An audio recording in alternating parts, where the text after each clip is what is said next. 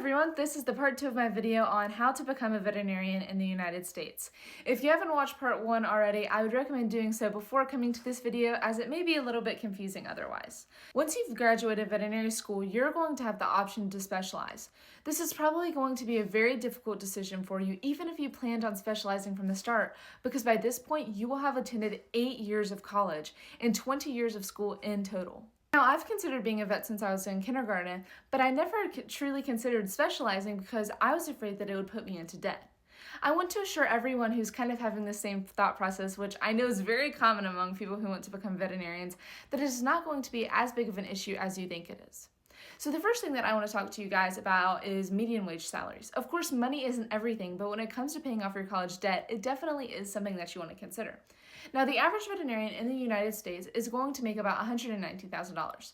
This is, of course, no small amount of money, but whenever we compare it to the average salary of a veterinarian specializing in cardiology, we see that that average jumps to $357,000. Now, again, it isn't all about the money, but whenever we talk about paying off college debts, if you are going to specialize, you definitely don't need to worry as much about paying off college debts as you think you do. Now, let's say that hypothetically you decide not to specialize, which is a totally valid thing to do. You just want to get your state license and be done with it and start practicing and helping animals. The process for getting a license varies from state to state, but typically it involves taking a state-administered exam. If you plan on specializing, you will have to take another exam on top of this most likely in order to get your certification in that field.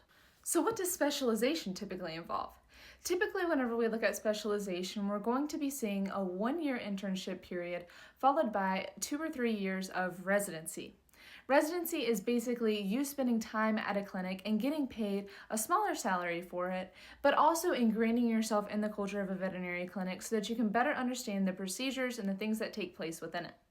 Now, I can't possibly cover how the tests vary from state to state and the requirements of every college, so I really recommend that you guys look at the websites for your state and for the college that you wish to go to. All right, guys, that's all for today. Remember, keep fighting for the truth and have a fantastic day.